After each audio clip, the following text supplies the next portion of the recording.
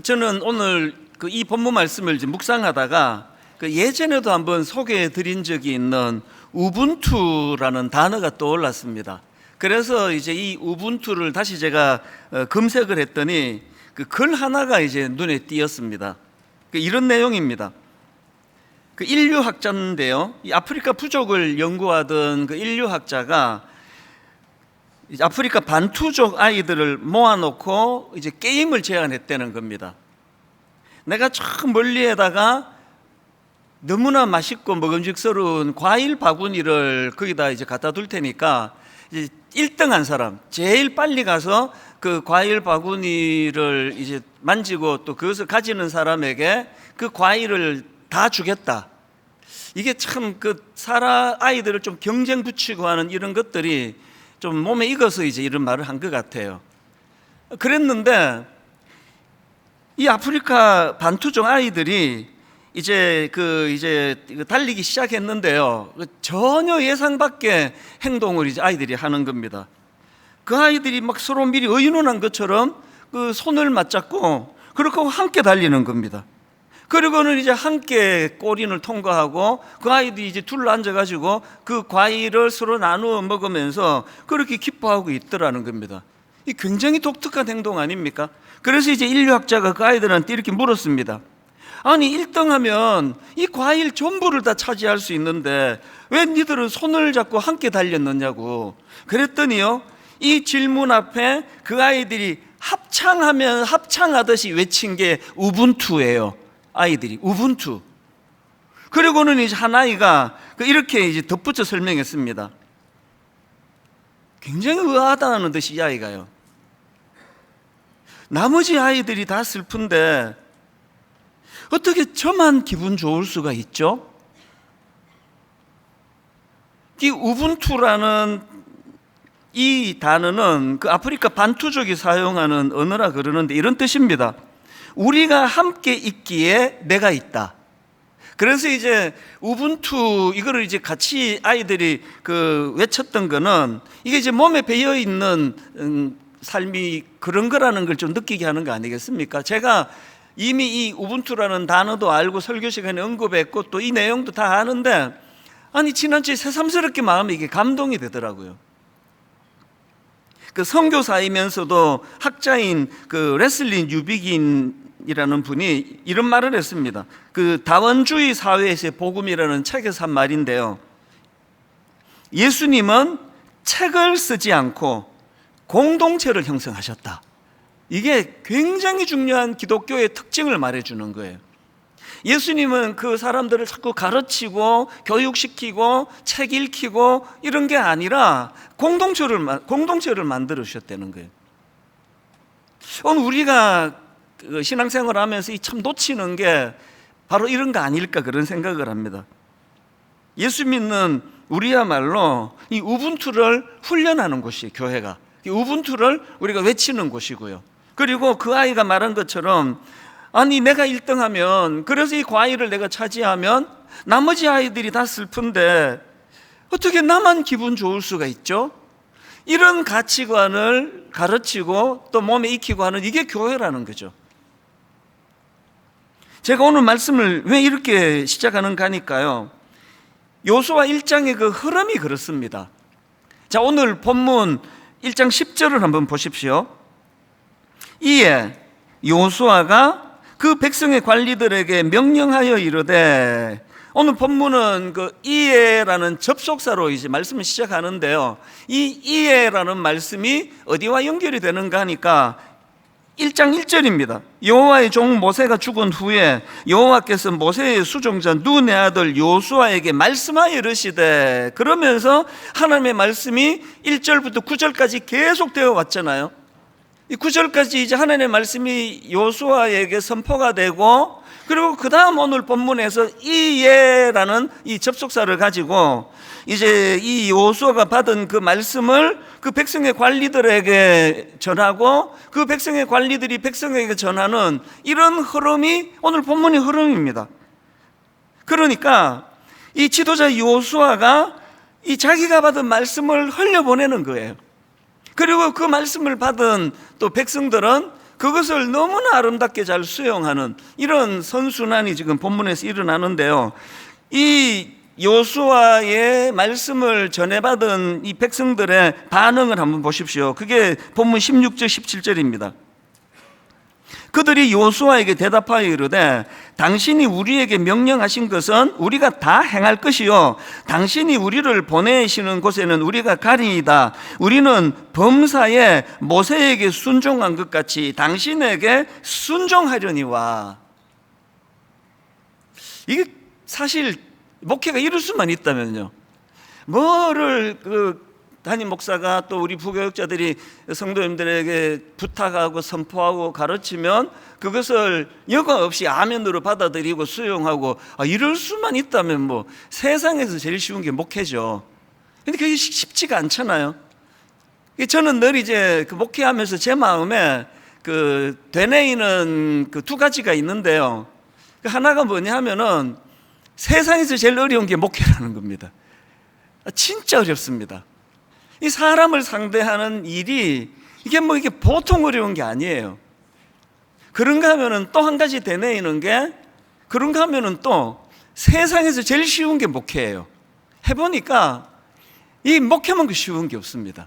왜냐하면 답 다 가르쳐주고 치는 시험 같아요. 목회는. 이 여호수아를 한번 보십시오. 여호수아가 지금 모세의 후계자로 이제 새로 이제 그 역사에 등장을 하는데 그 백성들을 설득하려고 애쓰고 몸부림치고 원고 만들고 이런 게 하나도 없고요. 세상에서 제일 쉽습니다. 1절부터 9절까지 주신 말씀을 그대로 그냥 전했을 뿐이에요. 그냥 그대로 전했더니 백성들이 전부가 다 우리가 모세에게 순종했듯이 당신에게 순종하겠다. 그래서 제가 목회가 참 쉽다는 게 답 다 가르쳐 주세요. 이런 의미로 제가 오늘 본문이 참 흥미로운데요. 이 17절 말씀을 이제 공동 번역으로 한번 보십시오. 무게 중심을 뒤에다 두고 한번 보십시오. 우리는 모세가 하신 말씀은 무슨 말씀이든지 다 들었습니다. 마찬가지로 우리는 장군께서 하시는 말씀도 듣겠습니다. 다만, 이 조건이 하나 있네요. 다만 장군의 하나님 야훼께서 모세의 곁을 떠나시지 않으셨던 것처럼 장군의 곁을 떠나시지 않으시기를 빌 뿐입니다. 목회가 세상에서 제일 어려워요. 그런데 이 어렵고 어려운 목회가 세상에서 제일 쉬운 것으로 만들기 위해서 해야 될 게 하나예요. 여기 지금 다만 하면서 주신 게, 그게 뭐죠? 네 말을 전하는 게 아니고 주신 하나님의 말씀을 전하는 게 목회라는 거죠. 그래서 제가 오늘 이런 것들을 이제 좀 바탕으로 해서 정말 분당 우리 교회가 건강한 교회가 되기를 원하고, 우리 가정들이 정말 세상에서 제일 쉬운 게 애 키우는 거예요, 이렇게 말할 수 있도록 그 원리들을 오늘 본문에서 좀 찾아가 나가기를 원하는데요. 건강한 공동체를 세워나가기 위한 몇 가지 실천 사항이 있습니다. 그 중에 첫 번째가 이 순종의 선순환이 일어나는 공동체를 만들어야 된다는 거죠. 그 가정도 그렇고 교회도 그렇습니다. 자, 이 순종의 선순환이라는 게 무슨 의미인지 설명을 드릴게요. 본문 10절을 다시 한번 보십시오. 이에, 이 접속사가 나온다 그랬습니다. 이에 여호수아가 그 백성의 관리들에게 명령하여 이르되, 여러분 여기 나오는 이에라는 접속사는요, 여호수아의 순종을 바탕으로 한 이야기 아닙니까? 여호수아의 순종 중에도 즉각적인 순종이요. 9절까지 하나님이 그에게 명령하셨더니 여호수아가 이에 그러면서 바로 순종하면서 그 말씀을 백성들에게 전하거든요. 이게요, 모세가 위대하다 어쩌다 그러지만 사실은 처음 부르심을 받았을 때는 이게 모세하고 여호수아가 비교가 안 됩니다. 모세가 얼마나 미숙했냐고요. 하나님 부르시니까 그냥 말을 못해서 못합니다. 사람들이 나를 인정 안 해줄 겁니다. 이래서 못합니다. 저래서 못합니다. 그렇게 가진 핑계를 다 댄 게 모세인데요. 여호수아는 그게 없습니다. 여호수아는 부르시고 말씀 주시니까 이에 그러면서 바로 즉각적인 순종으로 나갔단 말이죠. 그랬더니 이게 어떤 열매를 맺는가 하니까요, 그 여호수아의 말씀을 받은 백성들의 반응을 다시 한번 보십시오. 16절입니다. 그들이 여호수아에게 대답하여 이르되 당신이 우리에게 명령하신 것은 우리가 다 행할 것이요 당신이 우리를 보내시는 곳에는 우리가 가리이다. 17절은 아예 노골적으로 백성들이 말합니다. 우리는 범사에 모세에게 순종한 것 같이 당신에게 순종하려니와. 그래 내가 이게 순종의 선순환이라 그러는 거죠. 지도자 여호수아가, 또 우리 아버지가, 우리 어머니가, 또 우리 순장님이, 제가 먼저 이 사랑의 선순환, 순종의 선순환을 보이면요, 그게 흘러가는 거예요. 여호수아가 오래 훈련을 받았다고 말씀을 드렸는데 그게 순종훈련이에요. 순종훈련. 여호수아 11장 15절을 보십시오. 여호와께서 그의 종 모세에게 명령하신 것을, 그 다음 모세는 여호수아에게 명령하였고 여호수아는 그대로 행하여. 선순환이에요. 하나님은 모세에게 명령하셨고 모세는 그것을 여호수아에게 명령했고 여호수아는 그 명령을 어떻게 했다고? 그대로 행했대요. 이 훈련이 오래 있었기 때문에 목회가 너무 쉬운 거죠. 목회 엄청 잘하는 1대 목사가 있는 교회 2대 목사는 가지 말라고 그런 얘기 들어보셨습니까? 막 엄청 힘듭니다. 막 계속 비교당하고 우리 1대 목사는 막 이렇게 설교했는데 왜 그러냐 그러고, 우리 1대 목사는 영성이 이랬는데 왜 그러냐 그러고 맨날 비교하고 그래가지고 제가 그게 무서워서 개척을 했잖아요. 비교할 수 없도록. 누구랑 비교하겠습니까? 내가 1대인데.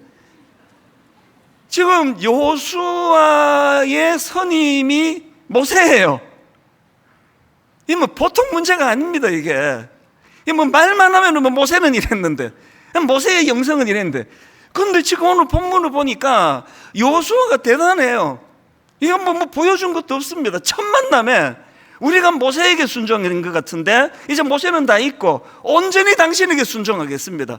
이 놀라운 고백을 첫 만남에서 받아냈단 말이죠. 그게 밤새워 원고 준비하고 설득했기 때문이 아니라 본을 보였을 뿐이에요. 즉각적인 순종을 그가 보여주니까 그게 백성들에게 그대로 이제 선순환이 되더라는 거죠. 본을 보인다는 것.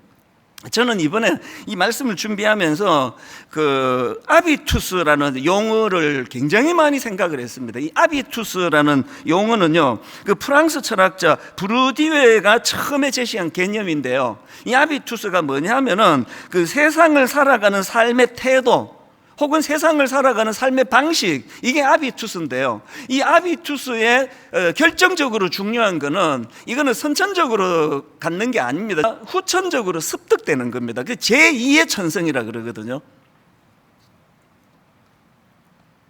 제가 이 아비투스라는 용어를 왜 주목하는가 하니까, 이건 기독교 책입니다. 그 초기 교회와 인내의 발효라는 책이 있는데, 이 책은 그 초대교회 성도들을 분석해 놓은 책이에요. 이 책에 보면은요, 아니 그렇게 초대교회가 막 엄청난 핍박을 당하고 네로부터 시작해가지고 얼마나 그 끔찍한 핍박을 당했지 않습니까? 그런데 어떻게 기독교가 그 끔찍한 핍박을 이겨내고 교회가 그렇게 부흥할 수 있었느냐, 그걸 연구한 학자의 책인데요, 여러 가지 이제 분석을 하는데 그 중에 하나가 아비투스 때문이었다는 겁니다. 그리고 또 이제 이런 비슷한 내용을 다루고 있는 책이 하나 더 있는데요, 습관이 영성이다라는 책이 있습니다. 이 책도 그 외국 학자가 쓴 책으로 제가 기억하는데요, 이 책에 보면은 이제 그 아비투스에 대하여 한 걸음 더 설명합니다. 그 초대교회가 제2의 천성이라고 하는 이 아비투스를 통해서 그렇게 그 부흥하게 됐다면, 그럼 그 어떤 통로를 통해서 이 아비투스를, 건강한 아비투스를 얻게 되었느냐 할 때, 이 습관의 영성이다라는 책에서는 두 가지 그 비결을, 도구를 꼽아요. 하나가 모방이었고 또 하나가 습관이었다는 겁니다. 저는 이게 굉장히 저에게 흥미로운 주제를 만들어줬어요.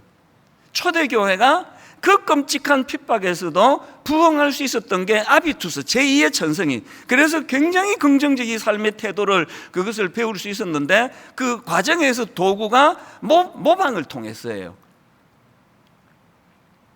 그리고 그거 나도 저렇게 닮아가고 싶어. 그래서 이제 그거를 이제 습관화 시켜 나가는 과정에서 그런 은혜를 받았다고 한다면 이런 거죠. 나 저 사람 나 지금 예수 처음 믿어서 모르겠는데, 나 저 사람 진짜 닮고 싶어. 흉내 내고 싶어. 이게 신앙의 전수라는 거죠. 이게 아비투스예요. 예수 잘 믿는 우리 아버지들이, 어머니들이 우리 자녀들에게 이룰 수만 있다면요. 그래서 여러분 고린도전서 11장 1절을 보면 내가 그리스도를 본받는 자가 된 것 같이 너희는 나를 본받는 자가 되라. 이게 무슨 바울이 이렇게 교만해 이렇게 받지 말고 이게 아비투스로 받는, 아비투스로. 그 바울이 열망하는 게 이거예요.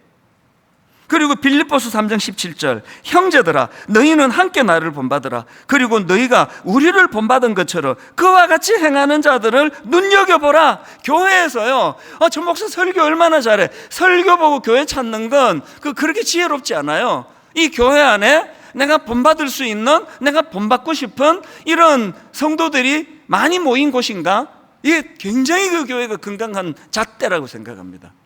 분당 우리 교회가 아비투스, 이 믿음의 본을 많이 보여주는 그런 어른들이 모인 교회가 되기를 바랍니다.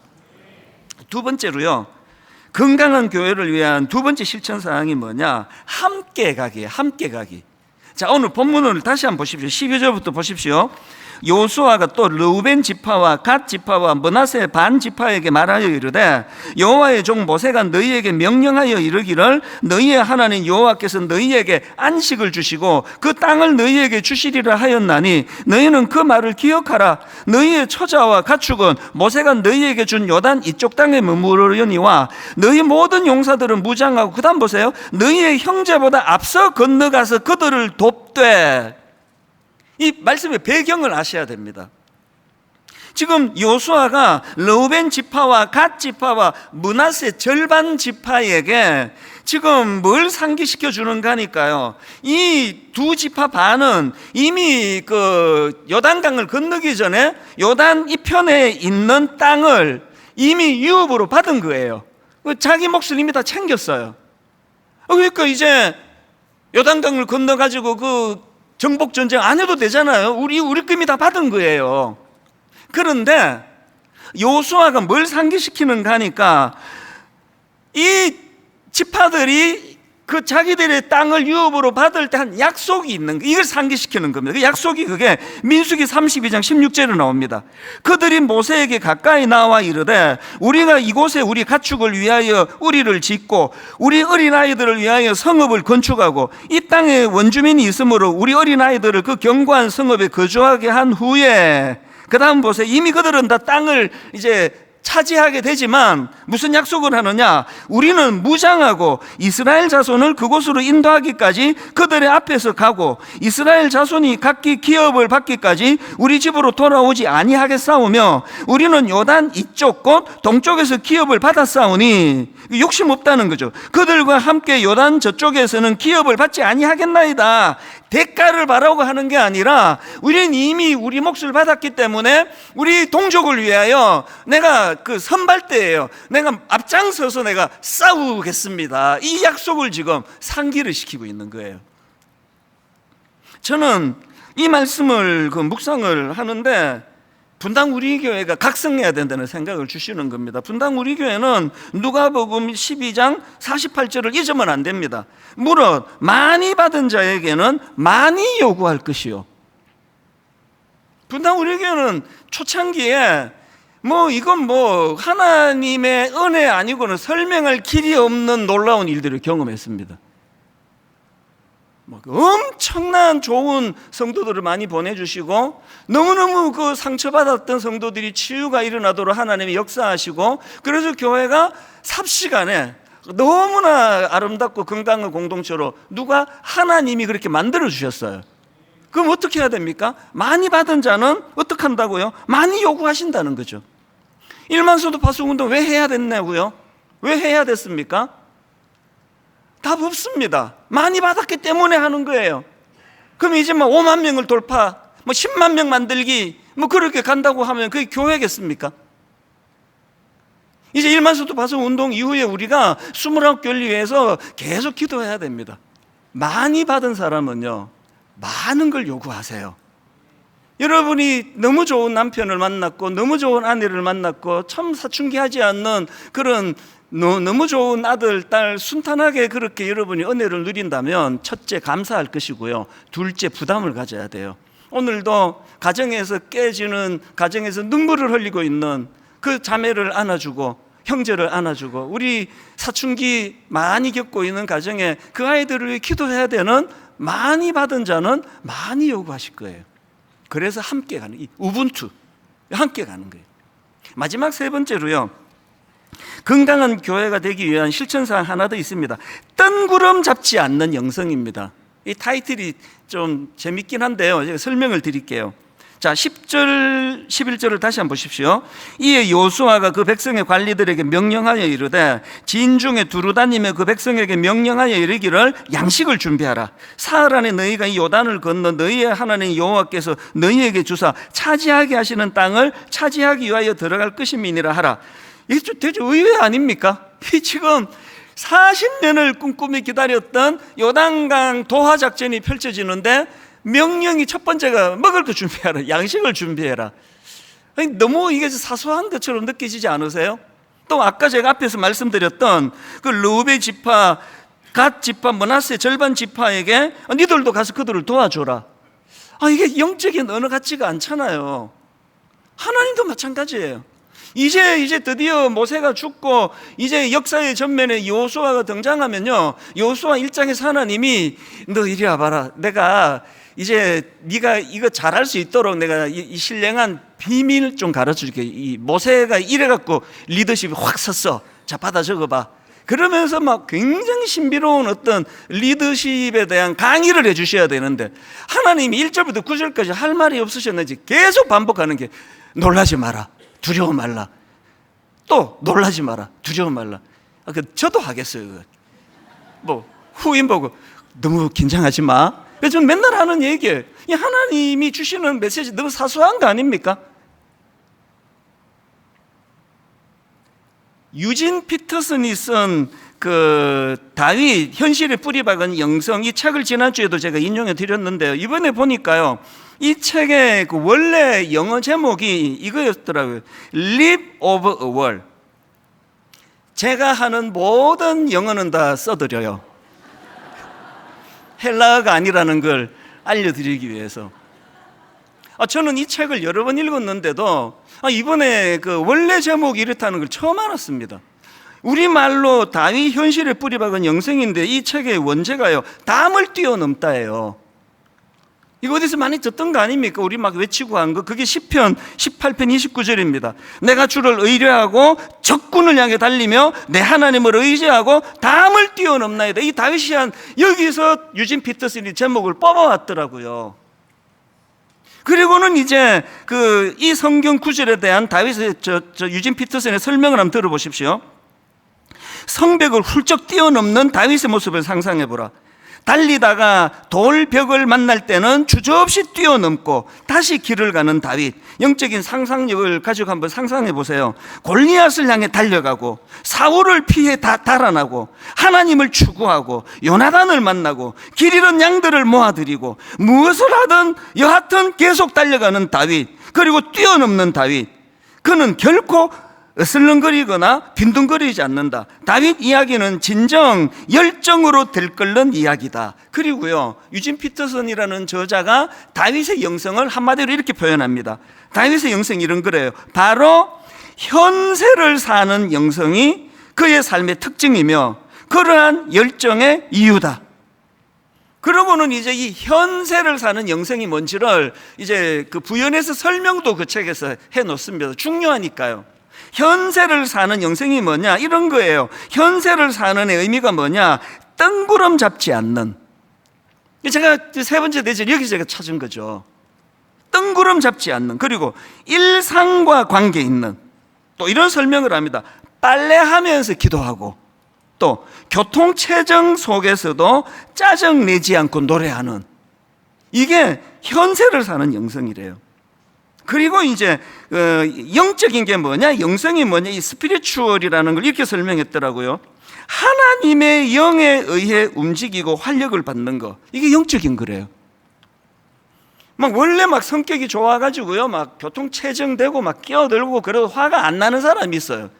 제일 위험한 사람이에요.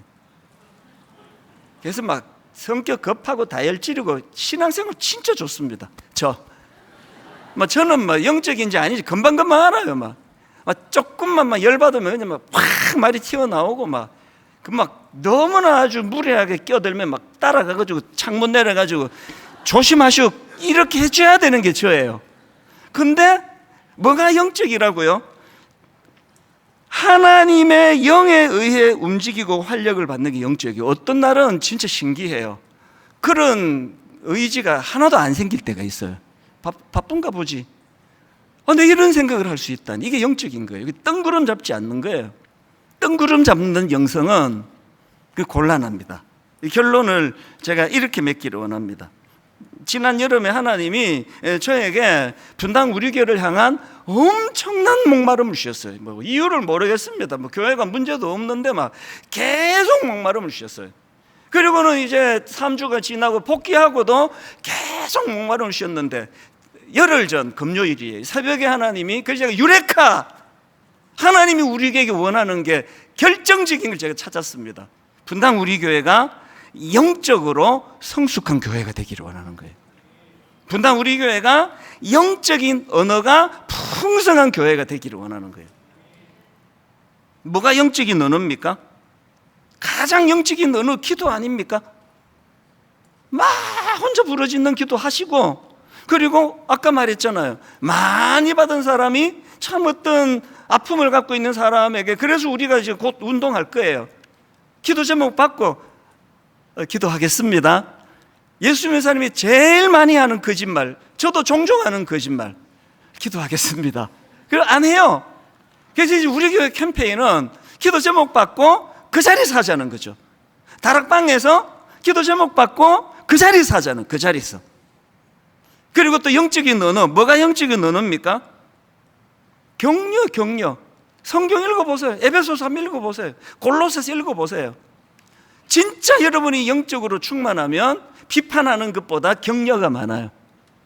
그리고 또 영적인 언어가 뭐죠? 용서의 언어예요. 서로의 허물을 덮어주고 용서하는 언어가 여러분 다락방에서 넘치고 있습니까? 성가대에서 용서의 언어가 넘치고 있습니까? 뭐가 영적인 언어입니까? 뭐가 영적으로 성숙한 겁니까? 히브리서 12장 2절을 아는 분이에요. 믿음의 주여 또 온전하게 하시는 이인 예수를 바라보자. 예수님을 묵상하는 그 사람이 영적인 거거든요.